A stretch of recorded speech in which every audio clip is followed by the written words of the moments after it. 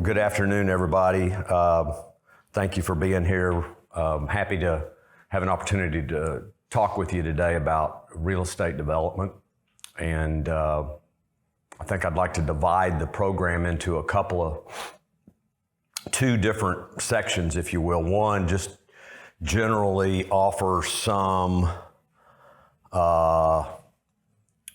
notions, some indications of some of the categories of real estate development, and hopefully encourage you folks as you begin your careers to maybe explore various aspects of the development side of real estate.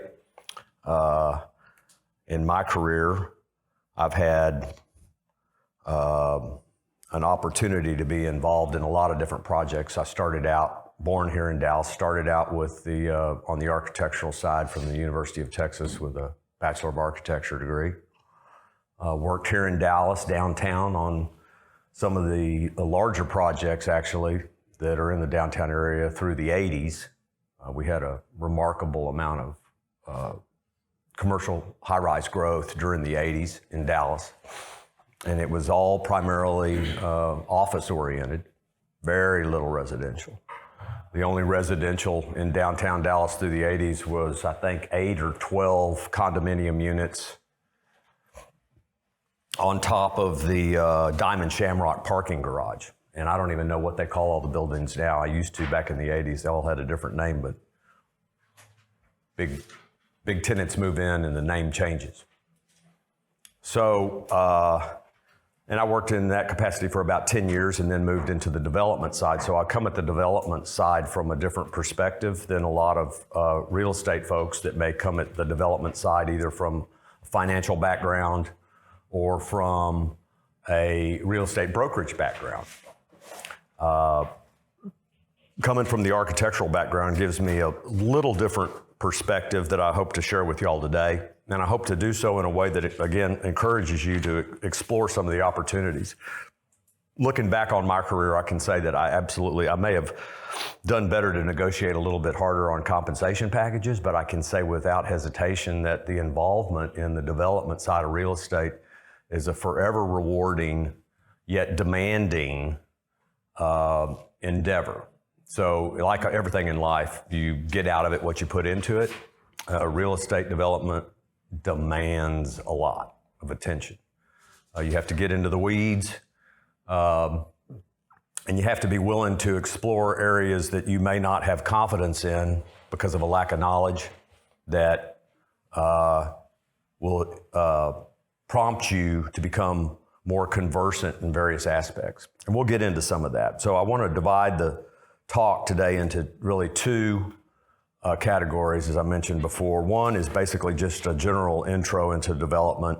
What is development? Real estate development is, it's a business endeavor that attempts to coordinate the various aspects of prosecuting a concept in real estate into a reality, whether it's a renovation of an existing building, whether it's a land development for a big, large tract of property with no intention of going vertical, but parceling out land to sell to third parties. We notice that as land development, basically. Or whether it's a ground-up endeavor, either sponsor-driven or on a build-to-suit basis. So in a build-to-suit opportunity, you've seen a lot of real estate signs out where it's somebody's selling some property and build to suit your new home here. That's a fee developer. Here at RREAF, most of our ground up to date is geared towards merchant developing, which is basically we're going to run the entrepreneurial risk of developing a project for the purpose of satisfying a perceived need in the market, a demand, and then try and attempt to stabilize that financially in as short a period of time as possible, and then sell that asset. That tends to, you typically tend to want to make that declaration early in the project as you are building the financial model, because your debt lender wants to know what's the exit strategy.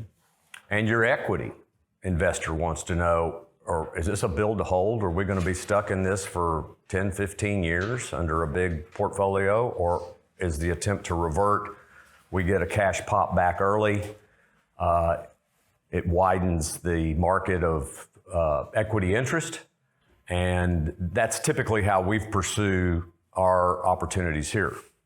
So generally, development is considered to be more risky. Certainly, it's more risky than buying an income-producing asset, which day one is generating revenue. On a typical real estate deal, depending upon the nature of it, and we'll do the case model on the second half, taking a specific look at what we went through for the Delta South Lake. So with that in mind of what real estate development is, I'd like to talk about typically what I've come to define, and everybody kind of has their own way of processing or managing a project. But because of my training on the architectural side, it was a cradle to grave. So the firm I was with gave me an experience as a young, small minnow in a big pond, the opportunity to become involved in a project at the very, very early stages of the project, and then stay with that project from the architectural perspective all the way through contract administration and a final CO and completion. That was really a great experience, and I think that to the degree that you can position yourself for that, whether you're on the construction side, whether you're on the asset management side, to become more involved and more inquisitive about the various phases of a project development, it helps you become more conversant, more confident, more well-rounded. And I want y'all to not hesitate to interrupt me and ask any questions you might have. So a lot of this is intuitively obvious, but I think one thing that I want to kind of relate to you today is the complexity of it, the amount of information that's out there that needs to be digested and managed, and not to be intimidated by it, actually to be challenged by it, because the rewards are, in my opinion, beyond just the financial aspect of it. We all need to make money. But at the same time, as you pick a career, we all endeavor to do something of cultural redeeming value. And I found, for me anyway, that the real estate development offers that, and you consistently try and strive for excellence, even in a short budget. Even in a small budget, it's maintaining the best opportunity for the final project that the budget will allow, and mitigating mistakes. So it's all about minimizing risk and minimizing mistakes and taking things in order. A lot of things need to pull together early, and depending upon the nature of the individual project, because each deal has its own personality, not only amongst the individuals involved in it, be it a hard land seller or a difficult contractor or a sleep at the wheel architect.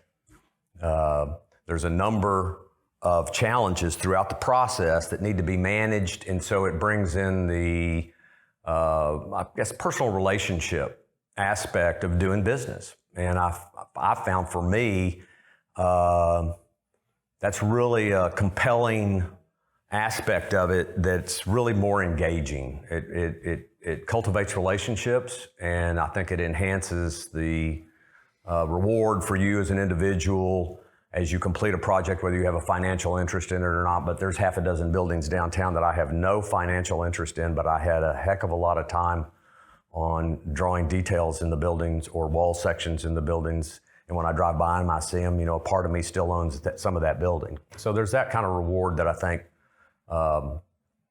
for me would tell me to encourage you to pursue the more wide-ranging aspects of all real estate development. And I think if you wind up concentrating, as society has kind of dictated, now we concentrate, there's specialties for everything, be it on the financial side or on the acquisition side, on the operations side, and the management side.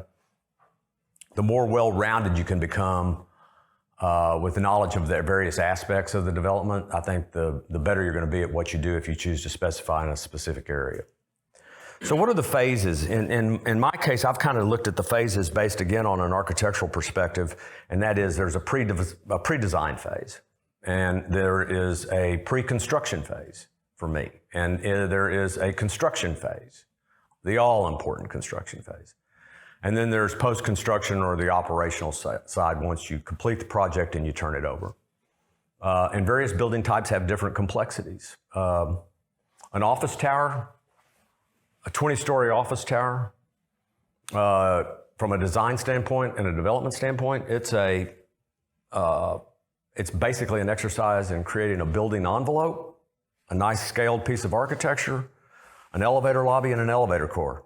And the rest of that building is leased out and those leases finish. That building is less complicated, even though it may be 3 times the budget. It's less complicated and maybe a fourth of the decisions that would go into a full-service hotel of a third the size. And that's because the full-service hotel is a fully finished out product. There's not one aspect of the hotel that you don't develop and bring in. It's not like you have a bunch of leases in there. You're down to picking thread counts on the sheets, on the beds, and every other thing up from that. So the number of decisions that need to be made, and on the developer side, a lot of that is turned over to the architect. But a good developer, I believe, is really involved to whatever degree, as deeply as he can, into the various aspects of the design decisions. You've heard the saying that the devil's in the details. Well, God's in the details also. And so I think what that suggests is that you got to get into the details. Otherwise, you're often disappointed at the outcome. And so the whole game is to try and mitigate risk and try and prosecute a solution that meets the intended expectations. And if we do that, I don't want to go too much into the financial aspect of it. If the deal does not make financial sense at the beginning, it goes nowhere. It's got to make financial sense. And so we'll assume, for the purposes of this conversation, that the deals we're talking about, or any aspect of any real estate development, it makes financial sense. That's the math. That's kind of the pragmatic side of a deal has to work mathematically, financially, or there's no reason to pursue it, right? So in the pre-design phase, what are we talking about? So the first thing, if we're looking at a new opportunity to go, say we have a client on a build-to-suit basis that wants to roll out medical office buildings. First thing we need to do is source a piece of property. And always remember, the man that owns the property controls the deal. So from a real estate development standpoint, you want to position to gain control of the property as soon as you can without the obligation of buying it before you need it. So how do you do that?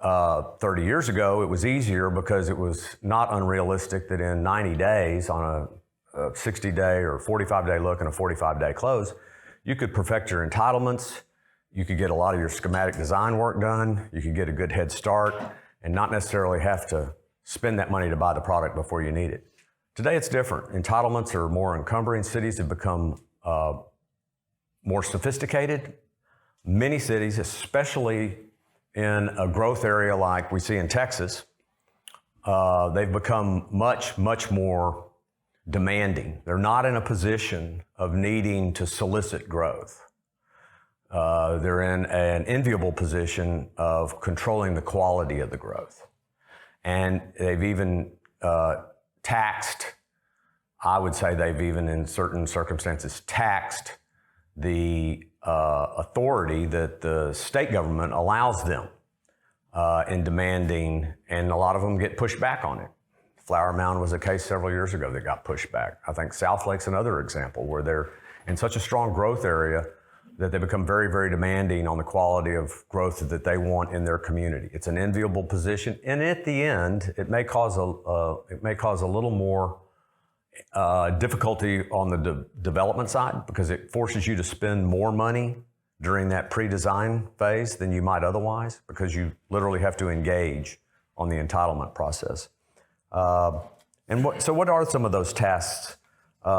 You issue an LOI, you try and tie up the land, you find a good piece of land, and then you go about your due diligence on the property. You look for the civil engineer to step in and help you with any plating requirements, any engineering requirements peculiar to off-site utilities. You immediately want to verify the capacity of water and sewer. Stormwater is another issue. Most cities now have become more like traffic. They've become more demanding on stormwater management. Typically in the state of Texas, there were 2 rules about stormwater management. The state of Texas was rather draconian, which is good for development in stormwater management as compared to a state like Colorado. There were basically 2 rules of stormwater management in the state of Texas: thou shalt not concentrate and thou shalt not redirect upon thy neighbor. So I think that's pretty self-explanatory. That means you put it in a pipe and you dump it on your neighbor, you're probably going to get in trouble if you could even get permitted to do it. So the stormwater management has become more, as we've densified and we've come in and started to fill up our capacity of our infrastructure, it becomes much more commonplace these days to see a requirement for a retention or a detention pond. So a detention pond detains water for a short duration of time until you can allow it to drain from the property at a rate that wouldn't exceed the pre-development conditions. So everything's measured against a natural state of what the land is prior to development. But once you go in and start building buildings and building parking lots and creating impervious cover, water that would have previously soaked into the ground now has to go into a pipe somewhere and be drained away. If that exceeds the capacity of the infrastructure around it downstream, then you're required to detain that for a duration that does not exceed the natural rate of outfall. So, so detention's not altogether bad. Retention is another problem, a more difficult problem. But on the civil engineering side, those are some of the things that you look at because that impacts your developability of how much land you have. You may buy a 5-acre site thinking you need 4 acres to develop, but you may need an acre of retention. So you need to really focus on some of the utility issues peculiar to the site early during the due diligence period you have before you pull the trigger on buying the property. But again, it's the guy that owns the property that controls the deal. So that's really an initial first step. Then you have an entitlement phase. The entitlement phase kind of starts in the pre-design. You want to get involved in the entitlement phase. You want to check the zoning. You don't necessarily want to buy a piece of property that's zoned for single family and need a commercial product that you're intending to develop. That's probably a battle you're not going to win. Although I will tell you, I've had more than one occasion where I've gone to a zoning hearing for a rezoning case only to single-handedly secure a unanimous denial at zoning and appeal to council, and within 6 weeks' time of the appeal to council, secure a unanimous approval at council. Just recently happened in Fort Worth. That tells you a little bit about how disconnected the zoning commission is with the city council in Fort Worth. But the point being is that there's always a strong argument to make, and don't give up until it becomes eminently obvious. You need to be tenacious. You need to be professionally oriented, courteous in your efforts, but tenacious about it, because there's always an opportunity to turn something around that doesn't look like it might be going in the right direction. Yes, sir. You might want to mention too, most zoning people are appointed retirees that are normal everyday people. They're just there to do what they want to, and they're not doing what's best for the city or the county or stuff like that. That's at least how it is in Texas. That's why you see that a lot. That is correct. And some communities rely more heavily on their paid professional staff, which they should. The cities engage planners and engineers that report to the council or report to the zoning commission. But you're entirely correct. In Texas, you might wind up with a dentist or a veterinarian, and they may have a neighbor that's already got a hotel in the community and doesn't want another hotel. And you've got the nuance of politics that can creep in at the zoning level, whereas the city council may be looking at the hot tax another hotel might bring and the money it would bring to the city coffers, and they might find it a little more appealing and give more consideration for it. So during this due diligence period, while you're pursuing the pre-design, there's a number of things that can be put into play, and you don't necessarily want to put them in play before you need to spend the money. So there's no shortage of money to be spent on a $50 million project. Before you start construction and close on a construction loan, you might spend $1.5 million to $2 million up front. And so you want to spend that money to get ahead so that once you do close into the construction loan, you're as close to ready to go as possible. But because your equity is earning return. Now your debt doesn't earn return and interest until you start pulling it, but your equity is earning return from day one. So you really want to be in a position to have knocked out and mitigated as much of the risk. Environmental ESA. So the phase one environmental is kind of a routine course of action. Even if it's been recently done, the lender's going to want it. Everybody's going to want to see it. And it's just not a bad discipline. It's a $2,500 fee typically, maybe $3,000 depending upon the size of the tract, to secure a phase one environmental, and hopefully everything's been taken care of in the past and that there's no requirement for a phase two. Now, if you're going in on an old laundry site, there's a red flag. If you're going in on an old gas station site, the laundries had tetrachlorine, so there was some ground contaminants 20, 30 years ago that were very alarming.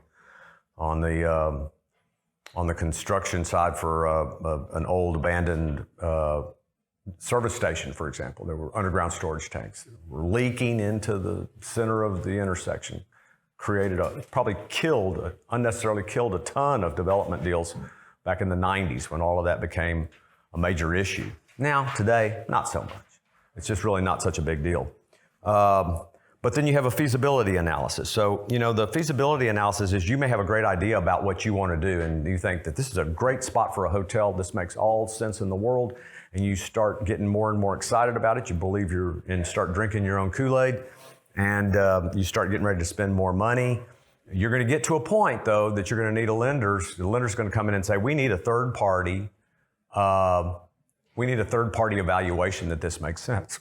Excuse me. So the sooner you can move, I would suggest, once you've tied up the land, the sooner you can move into a feasibility study, which is what we're just getting ready to do up in Fayetteville. We've identified a great piece of property at the ground zero for a new hotel in little 85,000 population Fayetteville. But it's an underserved market, and we're getting ready to ride hard to try and put that in play. And I think we're halfway across the bridge of being able to get the landowner to agree with what we believe the value of the property is and move forward on it. But the feasibility analysis, be it a $10, $12, $15, and if it's a mixed use, maybe $30,000 service, is it's not only a confirmation to the owner sponsor, but it's that arm's length third party opinion that the lender is ultimately going to want to see.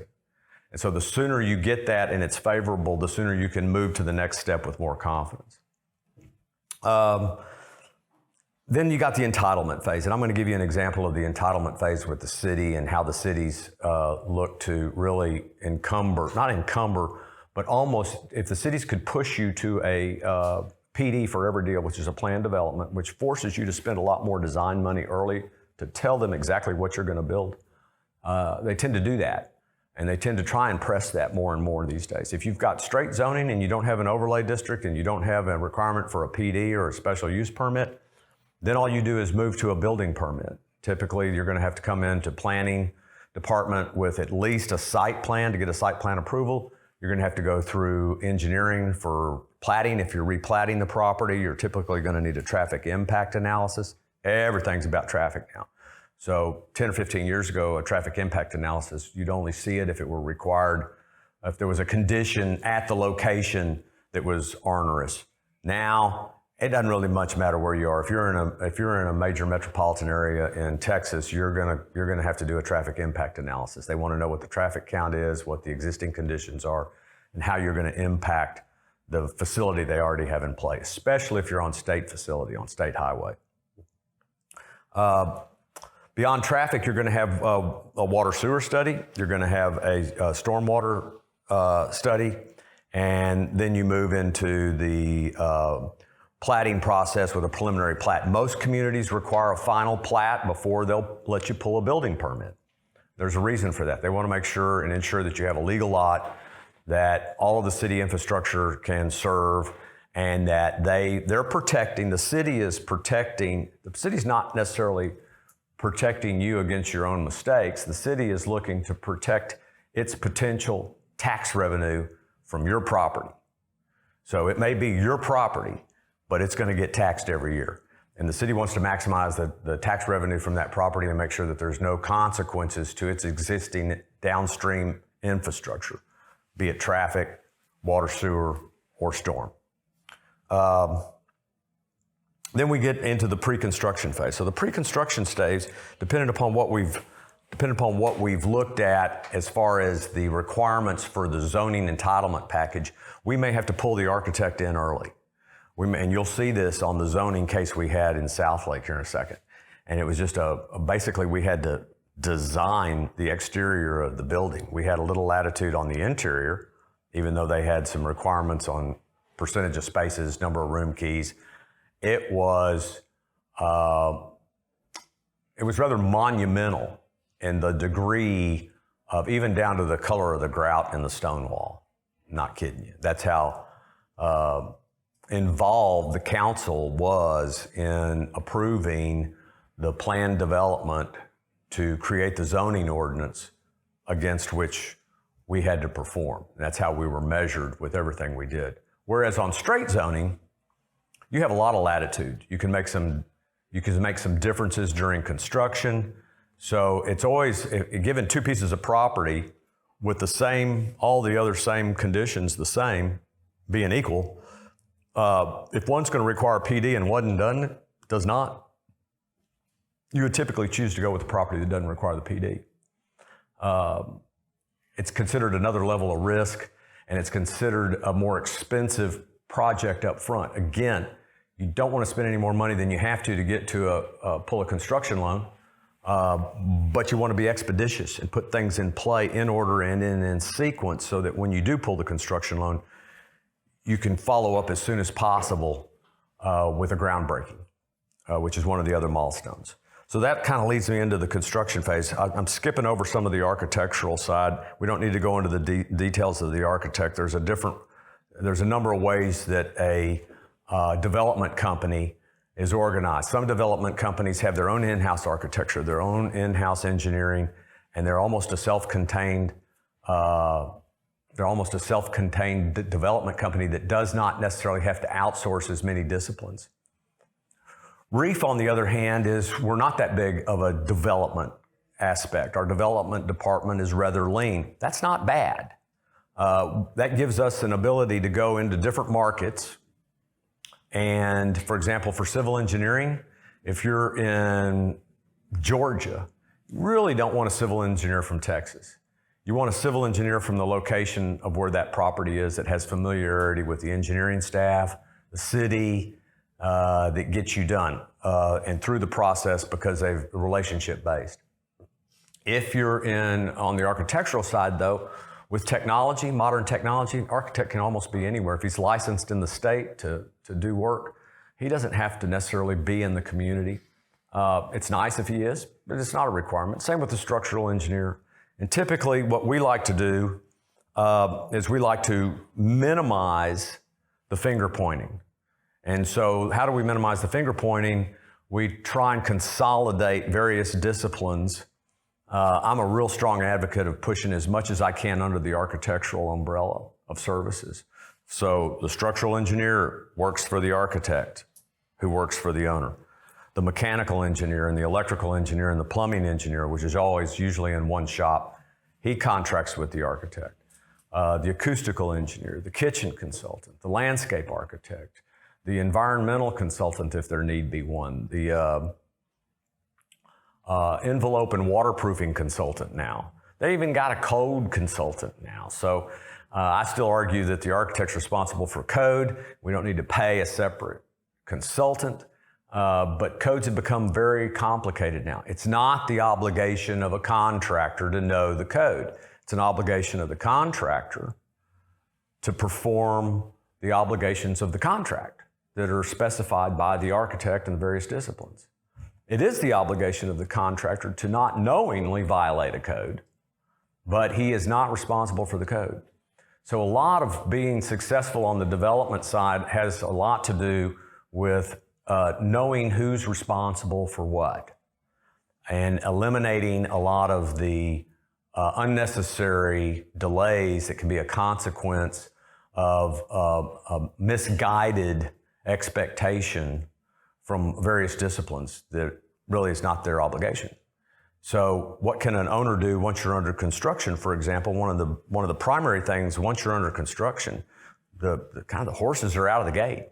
So what can an owner do? He's kind of like the dog chasing the train. If he catches it, what's he going to do with it? To some degree, the owner fuels the job. He provides the money once it's under construction. The owner may make a change on his own. He may see something he wants to change. But for the most part, the best thing an owner can do once a project is under construction, if he's engaged either under a bid situation or under a negotiated situation with a contractor, with a good contractor, he's picked a good contractor that he has confidence in, is have timely responses to questions that invariably come up. That's how an owner can best keep a project on schedule, is have a timely response and not let the contractor out hanging, waiting on a response, because it dominoes through the job. It echoes throughout the entire job, and it'll push your delivery date. So we're all about milestones. One of the milestones involved with the construction phase is securing the building permit. There's a lot that may have to happen prior to the building permit. We said perhaps platting. Once you've got the building permit, though, then you've got a legal right to build your intended use. And that's a milestone. That's a huge milestone. And for my purposes and the way I run my files on the job, that kind of stops, that creates a stop on the pre-construction services. And once we get the building permit, we're looking to move into the construction phase. Hopefully, we've already negotiated the construction contract. Quite simply, the construction contract is an 11 or 12-page document. I typically like to adhere to the AIA form of documents. Most all of the documents, whether they're redrafted by any particular entity's own attorney, and no fault against the attorneys, we're lucky we have great attorneys here at RREAF. Attorneys have an obligation, though, to rigorously defend the best interest of their owner. I have a little different perspective on that. If you push too hard, it'll come back to haunt you. A fair agreement is the best agreement. It's the one the AIA has tested in the courts for 150 years. These have evolved to be reasonably considered by courts of equity, to be fair and equitable for both parties. And so if you can embrace that and not necessarily always seek an unfair advantage, as most developers do, I think the outcome is better. And I think that it puts into perspective the obligations of each side and each party and the risks. And it does not put your contractor in a position of always trying to play catch up from the get-go, because he will catch up. And so that comes in the form of PCOs and change orders, and the contractors will tell you that there's no advantage to them in making a change order. And I think that's pretty much true. We see change orders as being time-consuming. They delay a project. The contractor has to stop what he's doing and go back and reprice something.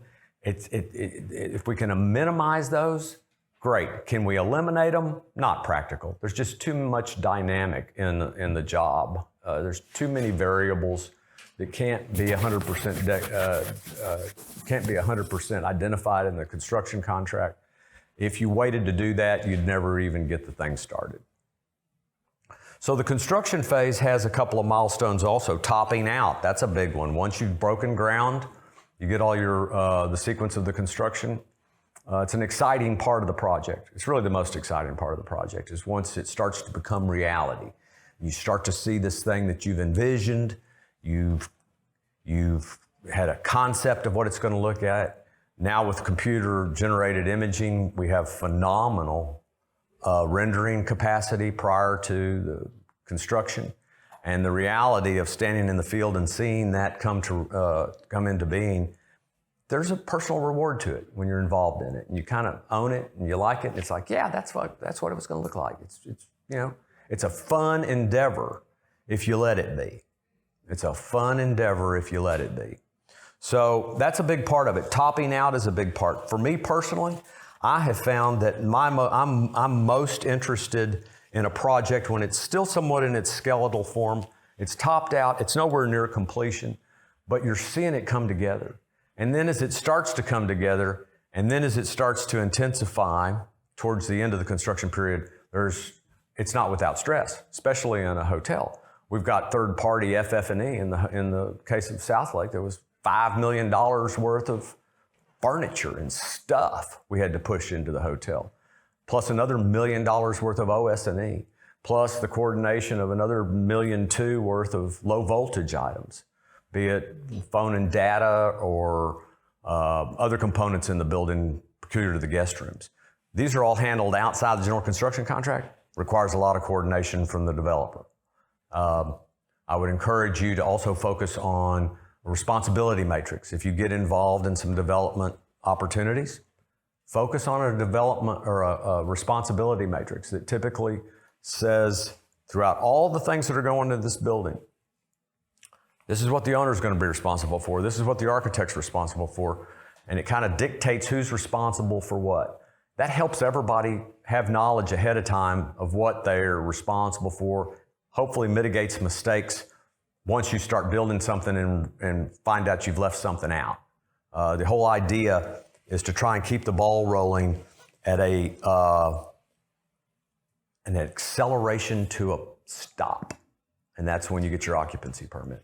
The all-important occupancy permit. That means the fire marshal's happy. So life safety is always huge. We do a lot of hospitality work at RREAF, be it the extended stay. I'm an advocate of extended stay to the degree we can to always have a parking that loops the building. Why? Well, one, it provides some guest access on various sides of the building if they have secondary, tertiary entrances besides the main lobby. That's convenient. You got your card key access. But it's a building that people sleep in and oftentimes have too much to drink. So if there were an issue and we had a fire or an emergency, the idea that the fire truck could get all the way around that building, that's a good thing. That's not a bad thing. That's a good thing. And I think we should always bear in mind, even though it's the obligation of the consultants to provide for health, safety, and welfare, that I think it's incumbent upon the owner-sponsor also to have an eye about the life safety issues in the building and just what makes sense. Last thing we want is anybody to get hurt. We want to build safe facilities, and in the case of hospitality, it's a wonderful building type. It's kind of like a hotel is very similar to a prison, and ironically, and a hospital bed tower. They each have different aspects, but they share some commonality. They all kind of have a guest room, so to speak. So where you have people in the building 24 hours a day, it's a little bit different component. Once the building is completed and you have the occupancy permit, then you have a transition. In the case of the hotel, the transition starts early. You move people in, you try and get a temporary occupancy permit. The temporary occupancy permit will allow not the general public, but will allow the staff to come in. You don't want to operate a hotel opening the first day when it's the first day your staff shows up, obviously. You want the kitchen up and running.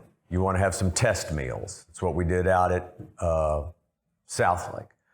You want to make sure your bartender knows how to pour a good stiff drink. You want to make sure that all the operations in back of house, especially housekeeping, all of that training has to happen in the hotel. In an office tower, it's different. You're waiting on tenants, so you'll have some building management. It's really relatively simplistic initially, but in a hospital, it's different because it's a completely 100% designed, completed building in every aspect. every aspect. Then that leads into, once you've opened, then there's a transition. So we've had a passing of the baton. As hard as it is to let go of the baton for the baby you've been cultivating for, in the case of Southlake, it was 4.5 years from the time we made the first call to Marriott requesting a franchise agreement, to the time that we had a legal right to open to the public. And then we hand that over to asset management. So then the asset management group takes in, our operator takes over. We manage the operator through asset management here at RREAF. We have a group of y'all, some of y'all may be involved with the asset management side for hospitality. If you're not, I would encourage you to, because it is a more complex, it's a more complex building type. And I think there's a lot to be learned just by the nature of hospitality and the various departments that are associated with managing a hotel, the various components, the various issues that can come up. It's challenging, but rewarding.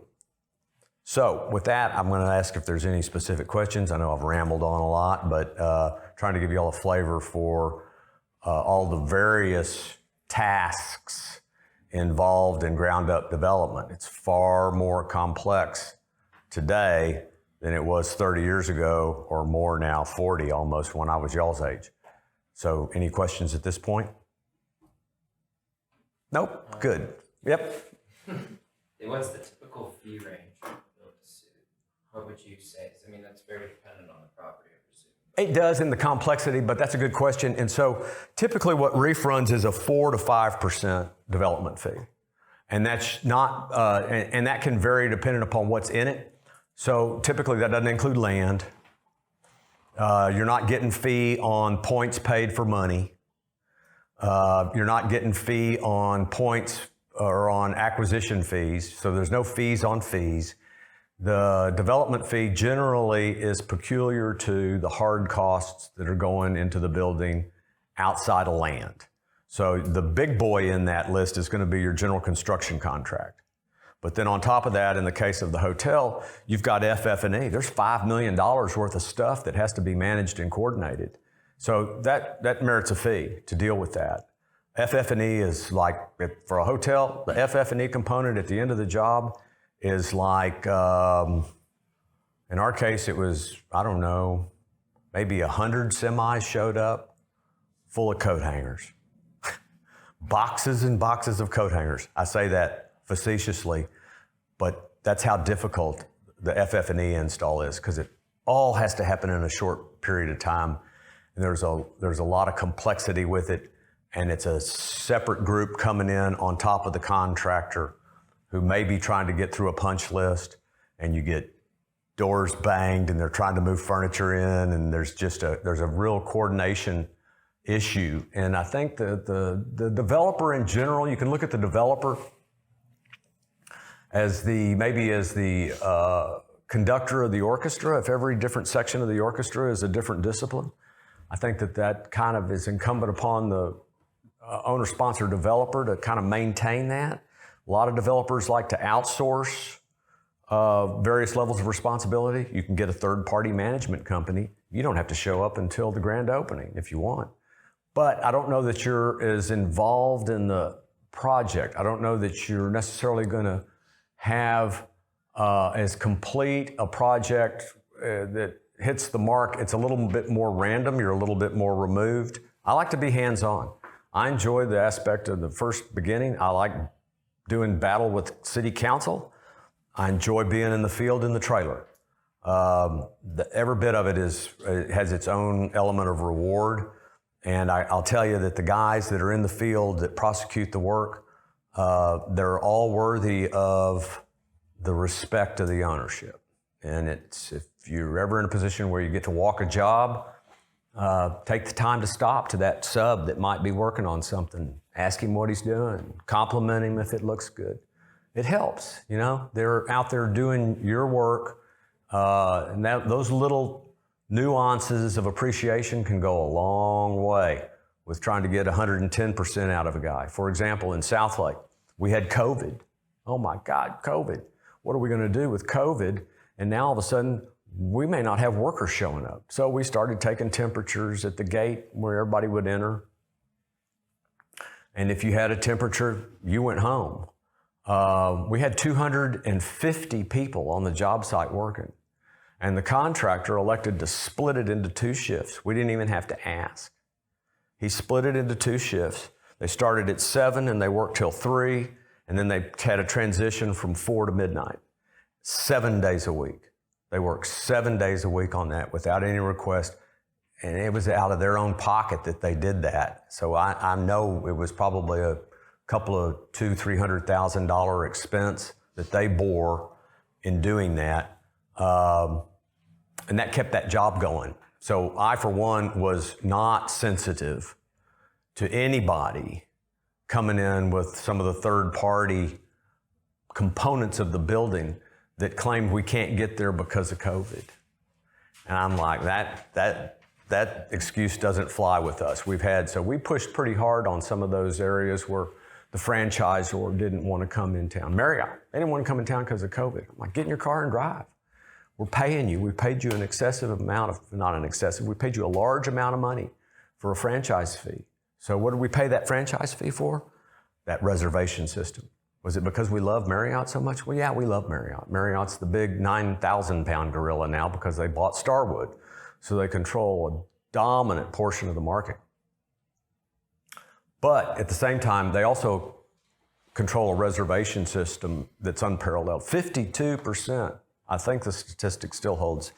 I don't know if it does post-COVID, but prior to COVID, 52% of the room stays in Marriott hotels are off the rewards program. So that's money that the people that stay there. Now, a lot of those get used at resorts because the business traveler that's, a Marriott guy that wants to stay at a Marriott facility and build his rewards up so he can go to vacation in the Caribbean with his family.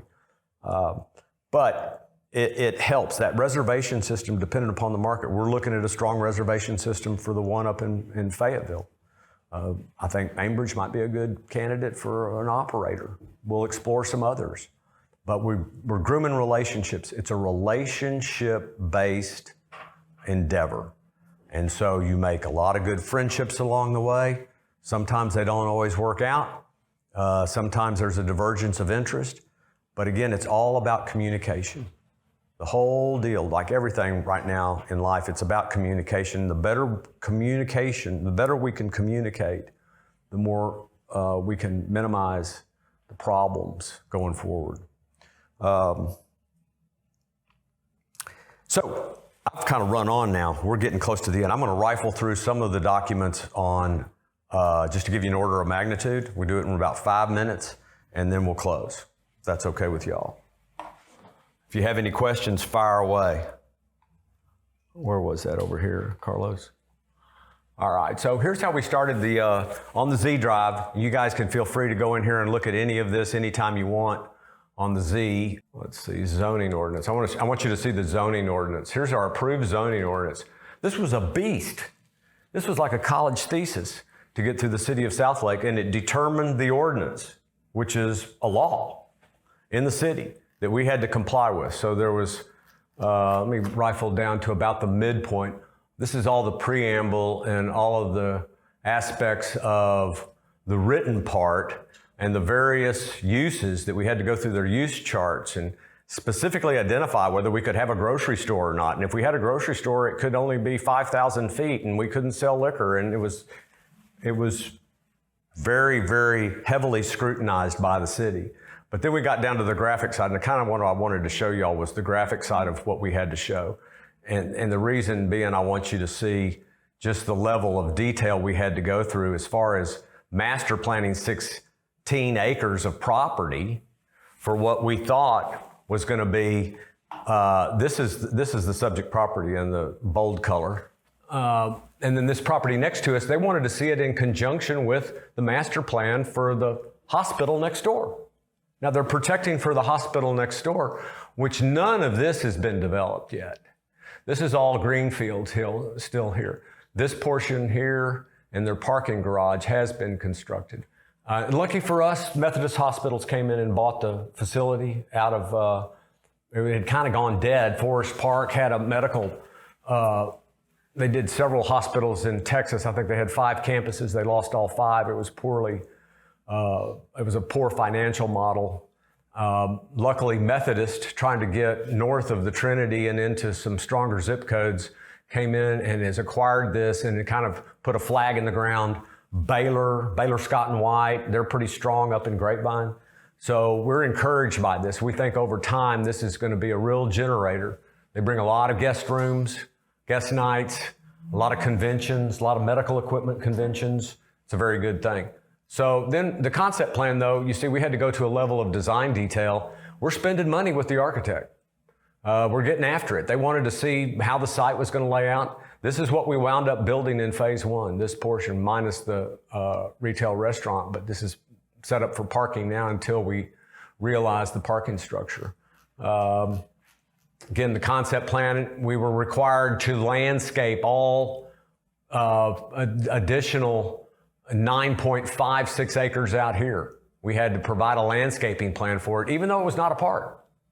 We could have fought them on it, and we could have gone to court over it, but in the hindsight, we would probably still be fighting them, right? And so it made more sense to go ahead and resign to what we had to do in order to get the building approved.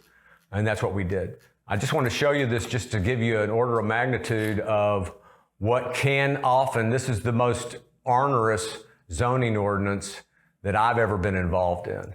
So, I mean, we were having to do rendering. So we're spending some real money. We probably had, at this point, $750,000 with the architect alone. Most of their schematic design fee, a lot of their DD fee. So we were well into, at least as far as the outside of the building.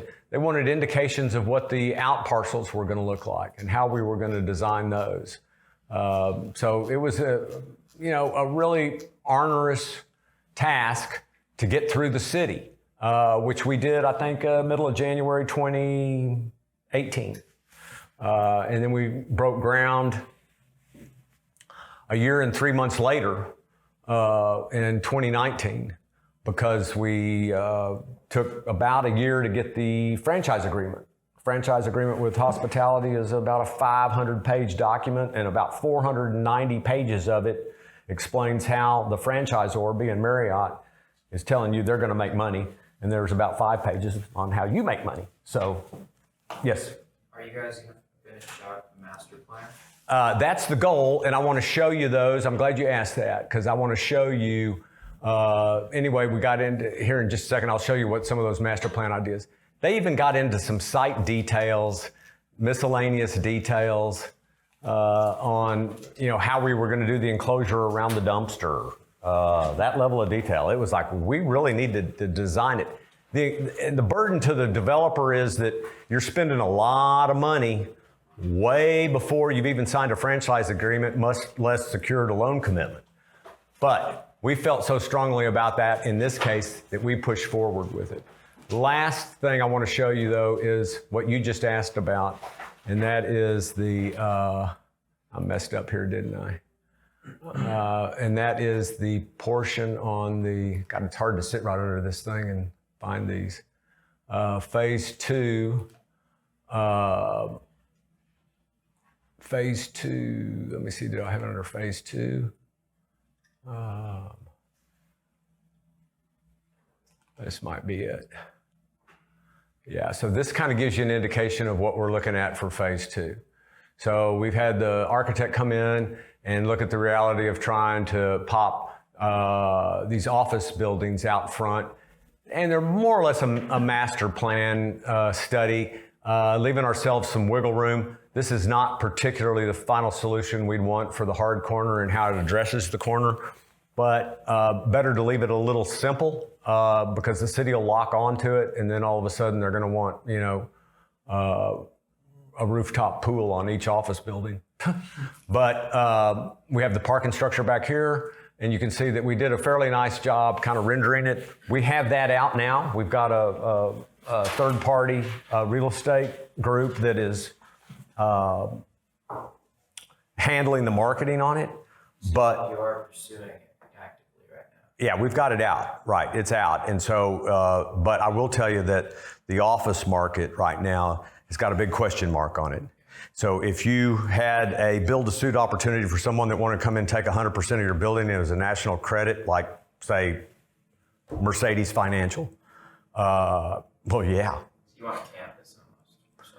You know, and this is really not a campus location because the depth of it, we're 300 feet deep. I think it's a multi-tenant product.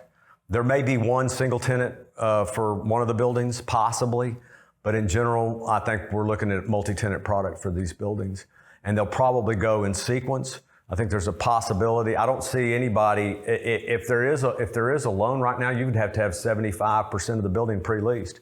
And the difficulty with getting 75% of the building pre-leased is by the time you secure a lease with your first guy, until you get to your 75th percentile, could be a year or two, and by that time your first guy's gone.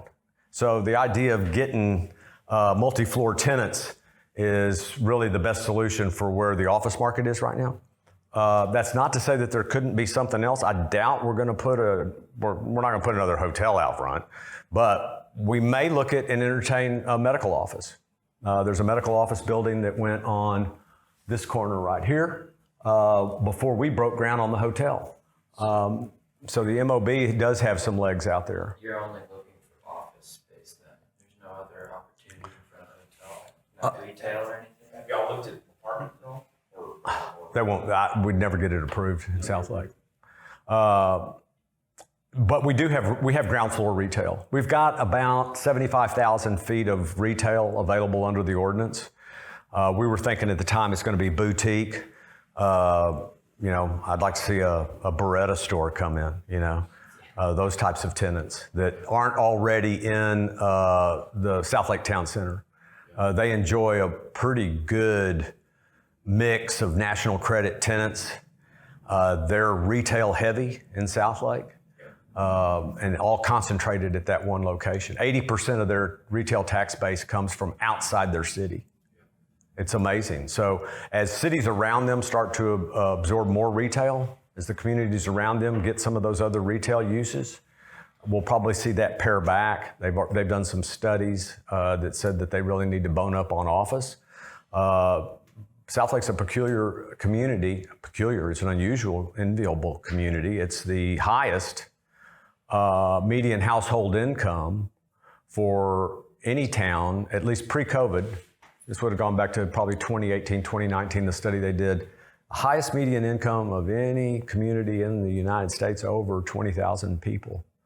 At 100, back then it was like 185,000 median household income. Like Frisco or McKinney.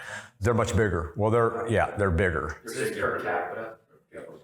Yeah, so the reason and the reason it doesn't compete, say, with the Park Cities would outpace that, but the Park Cities combined is only 29 or 30,000. So neither UP nor HP are over 20,000 population. So South Lake's strong, and it's got a real strong demographic. And a lot of those folks are corporate executives that are tired of driving to Frisco or Plano, where a corporate office is. Some of them may be heading west now because of what's going on with the development out at Circle T. Used to be called Circle T. Now it's basically the Schwab campus for their growth. They're looking to bring 5,000 rooftops upon full build out. They're building their own hotel. They acquired TD Ameritrade, right? I think so, just recently, yeah. So that's a significant merger. That's a significant growth corridor. The 114 corridor is arguably the future for growth. Frisco is built out largely. Plano's largely built out. I think there's some opportunities moving south where the convergence, we're seeing that and realizing it down near Midlothian. Where the 35s reconvene down at Hillsborough and going south. If you look at the I-35 corridor from San Antonio to Dallas, Waco to San Antonio, it's solid. There's nothing left. Well, there's things left, but for the most part, it's one community after another built out along the freeway. And the only available is there's still cornfields from Waco north to Dallas, or at least to Waxahachie. So there's probably some really strong growth potential there. I know we're looking. We're already active in Midlothian. That's not that far off I-35. Are y'all looking at Rockwall? Have not. I'm not sure that train hadn't left the station. There's a lot of activity over there, and there's a lot of growth over there, and there's a very attractive tax base over there compared to, interestingly enough, the city of Dallas. So if you have the city of Dallas has more expensive taxes than Highland Park. If you had $1 million home in Highland Park, if you could find one for $1 million, you'd pay about $19,500, maybe $20,000 in taxes. If you have $1 million home in Dallas, you're going to pay $27,000 in taxes. Almost half again as much. It's crazy, and it's because of school tax. The Park Cities artificially keeps down their school tax. They sell Scott dollars, and they try and fund that around Robin Hood, because they're tired of giving away $75,000 a year to Robin Hood tax. Anyway, it's an interesting opportunity for development as we continue to see remarkable growth. The stat in Austin, pre-COVID, the stat in Austin was for every 5 people moving out of Austin, 95 people are moving in. That's a remarkable statistic. One other last statistic I'll leave you with before my final 3 suggestions of consideration. That I, out of curiosity, went a few days ago and looked at population growth. It's always been kind of a concern. There's been some graphs. You've seen some graphs on population growth worldwide. And remarkably, it kind of parallels the population, or it compares almost exactly with the growth of national debt in the United States. It's just an incredible spike in debt in the last 20 years in the United States. The spike in population going back to, so I just, out of curiosity, I thought, I wonder what the per capita per acre is worldwide. So I went back and looked at 1800, what the population was in 1800. And I went and looked at what the developable, occupiable, habitable land is in the United States. So about 55% of the land in the world, about 57% of the land in the world is considered uninhabitable. It's either above 10,000 feet, very few cultures survive above 10,000 feet, or it may be swamp conditions, it may be ice cap, it may be under ice cap like Antarctica, not considered habitable. But of the 43% that is habitable, about that equates to about 15.7 billion acres of land. A lot of land. But how many people do we have on Earth now? We have 7.7 billion. So it's just a little over 2 acres per person in the world, which to me is an alarming number. When I go back and I look at the stat from the 1800s, it was about 1 person in the world for every 16 plus acres. So that's an 8-time delta in roughly 200 years. I think that's a concerning issue going forward. I think it's going to be a concerning issue for your generation. I think we're going to probably find that we'll be looking to occupy offshore, figure out ways to live offshore. I think it's going to constitute, densification is huge right now. Water, you can argue, well, gosh, it won't be long, we'll figure out desalinization. We figure out desalinization, what's that going to do?